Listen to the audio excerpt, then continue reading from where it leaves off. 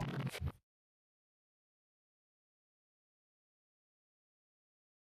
ora koutou. My name's Rhonda Skilling. I'm the District RMO Unit Manager for Southern District Health Board, and I'm pleased to be able to meet you all online but not see you all today. I hope you enjoy what we have to tell you today, but before we get started, I'll just leave it to the team to introduce themselves.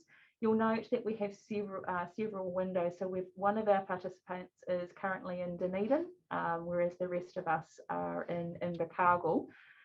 You may not see me and one other person, because there's actually, believe it or not, 4 of us in this room, but we're all crowded around a computer just due to some technological issues. We're just in an office, but yeah, hopefully you enjoy what you see, and you rank Invercargill really highly.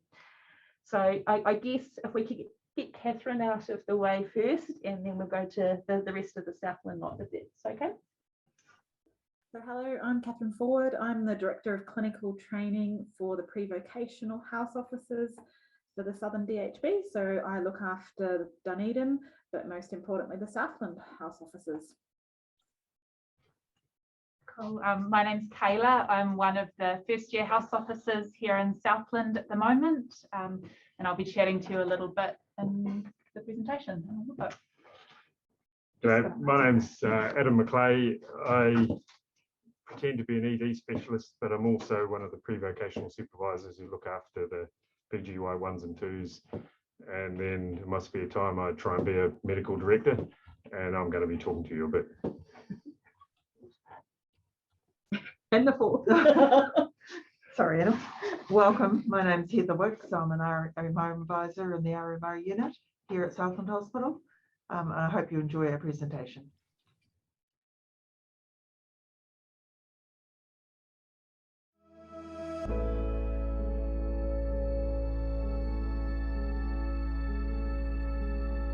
My name is Ben Schoenthal. I'm a PGY1 house officer at Kew Hospital. I chose to work at Southern DHB Kew Hospital because the smaller hospital allows me to get more experience in practical procedures. In addition, the lifestyle choices that you can get at Southland are extensive. I'll have a 1-acre lifestyle block with 2 ponies. It's fantastic here.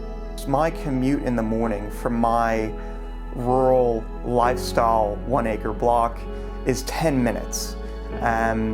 Usually it's about 8, but yeah, it can be about 10 if there's a few cars ahead of me. This means that when I finish work, I can get home, get dinner, see my family, have everything ready, get to bed, wake up, don't have to worry about the commute, and show up to work fresh. The great thing about the Southern DHB is that, unlike some very busy hospitals, you will be exposed to more hands-on procedures, more work that isn't just typing out discharge summaries or chasing blood results. You have a lot more opportunity to have patient interactions, clerking them in the emergency department, presenting them on ward rounds, etc. It's a great hospital for those kinds of things, if that's what you're interested in. Hi, I'm Sarah Beetham. I am a PGY1 doctor working at Southland Hospital in Invercargill. I'm currently in my general surgical rotation, so I'm working in the general surgery ward, and I'm loving it. So in my first 6 months of working as a PGY1, the workload has been very manageable. I've done a general medical run and a general surgery run, and usually I would be home by 4 or 4:30.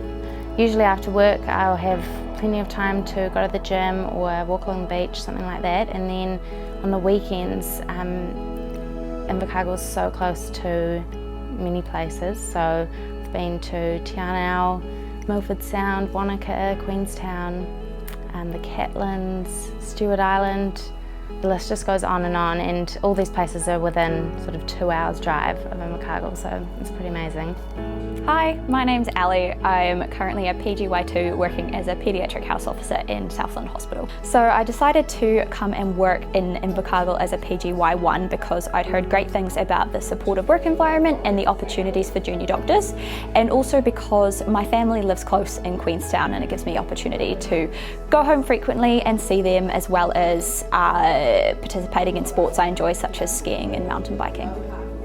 One of the amazing things that I have found working in Southland Hospital is the close-knit team environment that you have with all other specialties in the hospital, including allied health, including medical records. The ED department are really close to the rest of the hospital. It feels like you are easily able to access all possible resources for the patients, and this results in a better outcome for them. I've greatly enjoyed my time working as a junior doctor in Southland Hospital, and I'd recommend it to anyone who asked. I highly recommend working at Southern DHB. I really enjoy working at Kew Hospital. So if you're keen to work in Invercargill, we'd love to have you come and join our team.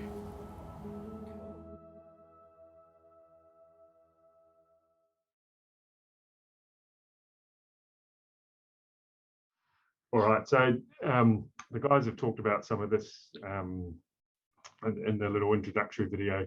I guess there's two aspects from my point of view if you're looking at going anywhere for a job. One is the professional environment, and one is the home environment or the lifestyle environment, whatever you want to call. Down here we have a pretty good balance of it. As a generalization, regional hospitals, you probably get to experience a bit more responsibility and a bit more practical application of the skills you all worked hard at gaining in the last few years, which Kayla will maybe talk about that a little bit, but to me that's one of the really big advantages of a regional hospital. Along with that, professionally in this hospital, not all, depending a bit what area, but and Kayla I'm sure will agree as well, but it's a very good operating environment between all levels of staff and all types of staff. So kind of describe it as a bit of a flat structure where we work very closely with, and on a not just a professional basis, but a genuine friendly basis with radiographers, nurses, etc. And again, that's one of the strengths of our hospital as well. And I think that largely reflects the community around us. All right, so that's a little bit about what I talked about. I won't go too much into this because probably the easiest way of summarizing this to clear my bias is I'm from Invercargill and I went to med school, then I disappeared for, I don't know, 15 years and decided this was the best place to be after living in Australia and all those other places. So but again, I would probably think about this in two ways. One is if you were to come to Invercargill because of the professional opportunities, and if you come for a longer period, it is a great place to live. There's a lot to offer nearby the actual city itself, just in terms of your lifestyle. It's easy access, etc. If you're intending to come for a year or 2 years, it is really close to a lot of stuff. That again is mentioned in the video, but locally there's beaches, which we have quite a few fine days, amazingly. less rain than Auckland. So there are a lot of opportunities for outdoor lifestyle, and it's a very sort of open community in terms of involving people. Obviously, people talk about Queenstown and Arrowtown and Te Anau and the ski fields, etc. They're all within a couple of hours. Stewart Island's obviously close. Probably more importantly, from a day-to-day point of view, is there's good parks. There's a lot of decent biking sort of trails and mountain bike parks. If you want to probably name some sort of recreational activity, we've got a park for it, from horse riding through to car racing. So all that is very close, within 7 or 8 minutes of the centre of town, really. And again, you can choose whether to live in town or on a more sort of countrified area, which might only be 10 minutes from the hospital. like I do. All right, so as I said, Kayla will talk about a little bit, but in general, consistent with the PGY1 roles everywhere, we've general medicine, general surgery, orthopedics, and ATNR in the second half of the year, and then more diverse opportunities in the PGY2 year, so O&G, pediatrics, ED, which of course is a wonderful term, psychiatry, and we have some other things. So for example, a trauma house officer, if people are interested in pediatrics, who is based in the ED, community-based attachments, which are evolving and expanding, and plus the usual relieving ones. So you will be asked for your preferences, and we do our best to match up as much as we can possible both what people want and what fits with their sort of career needs and aspirations. So I'll leave that to Kayla to talk about a little bit later on. So I'll talk about the teaching though. So the teaching across the hospital is pretty good, and there's probably, again, break it into 2 or 3 parts. So there's obviously the formal teaching, which is protected each week. That's for all house officers. Then there's the departmental teaching, which occurs in each department. That varies a little bit by department in terms of how they do it, whether it's one formal session or different meetings, etc. So for example, in the ED, we give our house officers dedicated teaching just for them every day of the week, Monday to Friday, separate from the registrars. Other departments, it's more combined with the 2 groups, and then there's the separate house officer teaching. That's the sort of formal side of it. And then there's, as I was saying before, a lot of opportunities for clinical teaching, and you would probably get to do a lot more than you would in some bigger hospitals. So for instance, most, I would think, or a lot of the house officers who do general medicine and have a respiratory focus will be doing chest drains, and that's a pretty common thing that our house officers would do in their first year under supervision, of course. One of the things, when you transition from student to house officer, is probably one of the more difficult times in your career, I think. I actually think it's probably harder than transitioning from a registrar to a consultant. So we're all aware of that, and we do have a lot of support things in place, obviously. So and that is along the more formal lines that fit in with the medical council requirements. So your clinical supervisors, your pre-vocational educational supervisors, who there are 3 of us, and that's obviously an overarching supervision, but particularly a more pastoral role. I think we're all pretty approachable. Yeah, second that.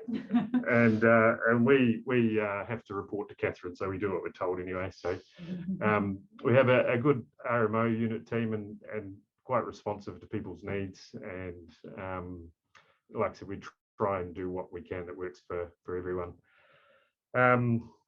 There's also more sort of informal support networks, and that can be PGY2s. There's a DHB's formal support service, but mostly we kind of keep an informal lookout for one another, and that's probably the most important aspect. That's, you know, not kind of on paper, is we'll just have a little chat with someone and say, look, is this person, you know, having a tough time or whatever, and we'll just quietly approach them and provide the support we need. We do have, if you're thinking beyond the PGY1 and PGY2, we have trainees in those areas, so anaesthetics, general medicine, surgery, orthopedics, O&G, peds, and ED.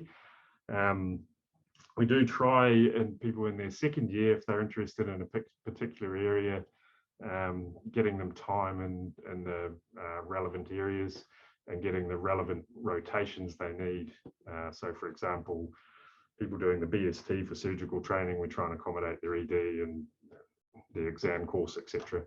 And those are things that you just talk about and you want to highlight with your pre-vocational supervisor so they can try and make happen. So there are community-based attachments in Te Anau, Gore, Bluff, Lumsden, I think. Oh, sorry, it is Lumsden. not Yeah, Tino. yeah. So they put the holiday homes down because they're really, really good and they're really cheap. So and they're not available to our Otago College, so you can actually get into them reasonably easily. So, but it's actually quite a good work perk for $60 a night to have a house that can sleep 6 in a holiday centre. So we do recognise people's work. There's excellence awards. Different departments have different things as well as the overall training, or not training in turn, but PGY1 awards. We've got a really good simulation centre with dedicated educator, and lots of departments obviously make use of that. And probably the little last thing in bold is the fabulous friendly people of the South. So I don't know, I probably shouldn't say this because I'll get myself in trouble, so I'll say it anyway. So is that when a friend came to New Zealand and they said, if you go to Auckland, people will ask you what job you do. If you go to Christchurch, they'll ask you how much money you earn. And Wellington, if you go to Christchurch, they'll ask you what school you went to. And if you get down to here, they'll just say, how are you today? And I think that's a pretty good summary of the people down here. And I think both community-wise and professionally, that's probably the biggest thing, I think. That's the selection process, which you'll know far more about. I want to leave that to you. So it's Rhonda here. So the nuts and bolts of the application process is when you are applying for a role here, be sure to tell us why. It's really important that we get to know about you and your journey and why you want to come to Invercargill. If you are a Mirihuku Scholarship recipient, if you can also make that clear in the application, and also consider introducing yourself to one of the education supervisors or the RMO unit. As I say, it's just touching on the cover letter, and you may have heard this in your orientation. Please be really careful about your attention to detail. Every year we get letters that say, Dear Auckland, I'd love to come and live in Invercargill. It's not a good look. So yeah, so please double check. I can appreciate things happen, but it happens every year, and despite everyone assuring me it wouldn't. With regards to what we're actually looking for, we're looking for really an all-rounder. So we have a lot of focus on your references, so make sure you choose those people carefully. But note, we don't just look at your clinical skills, we look at your professionalism and other behavioural components. Again, it's about that overall package. We look at your overall grades, and again, we consider your story and why you want to be here. Just for those who might need to start late for whatever reason, if you make that known, we are happy to consider late starts, but there's a number of things that go into being able to make that happen. But if you want to find out more about that, you can contact either Heather or I, and I'm sure that information will be is available on the ACE guides and things like that. Probably one of the biggest things is actually making the effort to contact us. And this doesn't apply to PGY1s, but in terms of people wanting to come and work for us generally, if someone rings me, I'll automatically put them ahead of someone who contacts us through a locum company. So that sort of personal approach works, really well. So I would suggest that. If you equally want to talk to someone, you can ring the switchboard here and just ask for me, and they'll put you through. Just don't do it too late at night. But in general, like Rhonda said, we're looking for overall balance, other activities, and I think that kind of reflects the area we live in too. And equally, you need to get the most out of what's on offer here. You have to be quite a broad-based person, both clinically, and so we look for that sort of stuff as well. That we want to see that you're actually going to be willing to take advantage of what we've got to offer.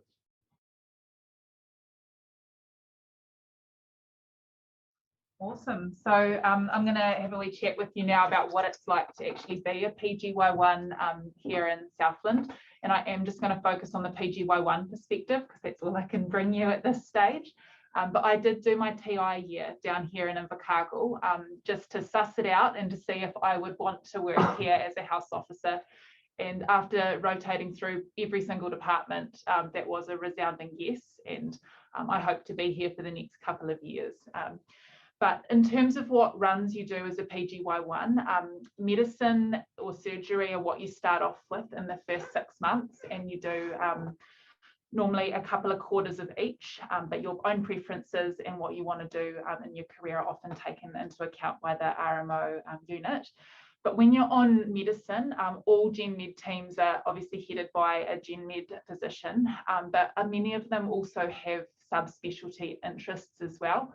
So we've got respiratory, cardiology, renal and endocrine special interests in training within our team. And that does mean that sometimes you get a bit of a flavour of those specialties, and you'll get a lot of opportunities for different things within there. So like lots of chest drains on respiratory. I got to do one on my first weekend on, which was really exciting. And cardiology, we do cardioversion clinics and things like that you can be a part of. Renal, heaps of experience with managing like peritoneal dialysis and some of the more complexities of renal patients. And we've got a pretty fabulous endocrinology team as well, so you can kind of iron out those finer points too. So I think that's a real beauty of Invercargill is the general medical perspective, because quite often when you're working at a bigger hospital, you'll be lumped on a single team, and you might just see all COPD and whatever other respiratory presentations if that's the specialty you're on. Whereas we still get a variety of everything, just you might get a bit of a flavour of certain things running through. So quite cool.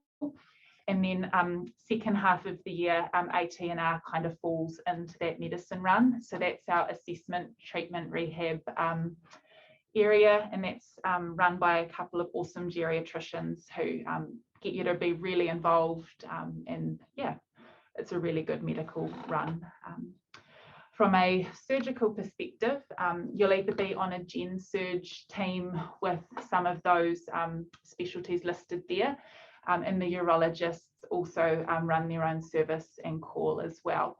So even if you've got a surgical interest, yeah, there's quite a lot for you here in Invercargill, and orthopedics as well.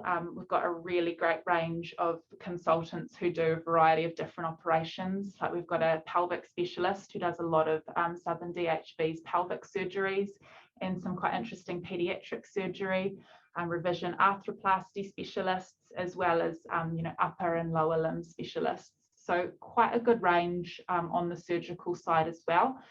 And quite a cool thing about being a surgical house officer is quite often you get to scrub in and assist if you're having a really good day and there's not too much happening on the ward. The teams are really keen to get you involved and to get you being a part of that. So really, like, you can make it what you wish, but there is like really cool hands-on experience available. Awesome. So just to give you a bit of an idea about what a day would look like, medicine starts at 8, finishes at 4, and we do pretty usually end on time as well, or within sort of quarter of an hour to half an hour of that finish time, which I think is pretty great for most hospital-based jobs from what I hear from colleagues around the countryside. And once a week on average at the moment, if you're on medicine, you'll do an admitting shift where you pop down to ED for 4 hours in the evening and you're buddied with a registrar and you actually get to see patients, do their admissions, and actually think through management plans. So I quite enjoyed those shifts. They were really good, hands-on, and made you think a bit critically.